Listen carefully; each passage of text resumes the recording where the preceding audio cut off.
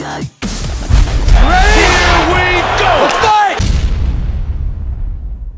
right. Well, hey, man, obviously it's been a couple weeks since your fight, and let's just reflect on it, man. Looking back on it, what'd you think about your performance? It was great. You know, initially when the last buzzer rings for the third round, I'm always disappointed in the fact that someone lasted the whole 15 minutes. That's just how it is.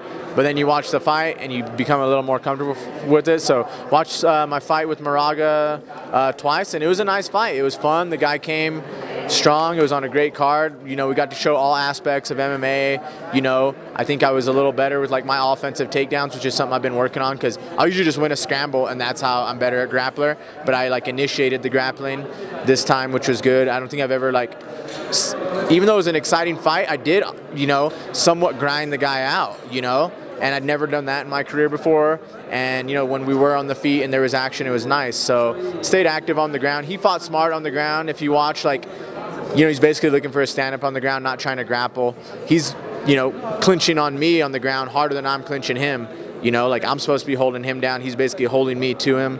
So he fought really smart in that aspect. His distance was great on the feet, so we didn't mix it up as much there. But when we did, I thought it was great. So, you know, I'm happy with it. And then most importantly, the fans are happy with it. You know, everyone's like, that was a sick fight against John. We loved it. So that's always nice. And yeah, it's always good. You're going to learn every fight regardless. So it's always better to learn coming off a win than having a loss on your record. So it was a tough opponent, and I had respect for him going in, more respect for him now, and it's nice to come out with the win the UFC any day, you know.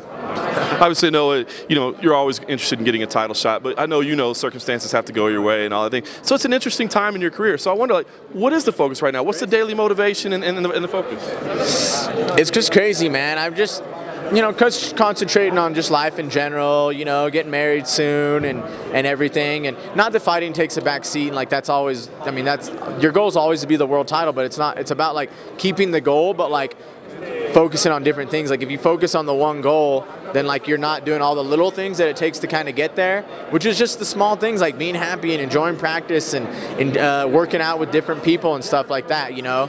So it's just little things like that. Like this morning I just worked out with Mike Valley Flow. I've worked out with like Henry Hoof and mixed stuff up like that, and then just being happy outside of it and taking advantage of like every practice and stuff, because those are little things that it's going to take me to be prepared when I do get to that main goal, instead of just like, oh my God, it's only this. I'm going to run right now for the world title. I'm going to train, you know what I mean? So that's cool. Other than that, it's just fighting. You know, I would just like to fight more.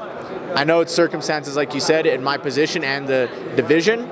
You know, there's not as much opponents to fight, but you know, I'm fighting twice a year, and in my prime, 30 years old right now, and putting on exciting fights every time, and I'm training all the time. I would just like to be fighting more, so that's a focus of mine, and I've spoke that more to like Sean Shelby and everyone, and let him know that like, hey, I just want to get back in there. It's been 6 months since my last fight, so just getting in there more and just, like I said, improving every day, not only like to get in the cage, but just in other aspects of life, like building, you know, that area of it. Like you said, you do have a wedding coming up, so I imagine you want to take a little time off and enjoy it. So what does make sense? You want to fight more frequently, but I'm sure you also want a little time off. So when would you like to get back in the cage?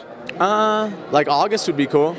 Yeah, because I'm getting married in October, so like August, September, even September would be cool. You know, but like I feel August would give me a third fight, you know, where I could fight again in like December, November or something. So August would be cool, as long as it's not like right then in October, you know, like when the wedding's happening. But yeah, I think August would be cool, because then I could fight again in like December or something. And I know, and your point is right, that, you know, it's tough for you to call people out because of the position you're in. But at the same time, you know how the UFC works. Sometimes you ask for things, and that's what happens. So with that in mind, I mean, are there any fights that, I'm not saying you're calling anybody out, but that you look at and go, come on, this is the fight that makes sense?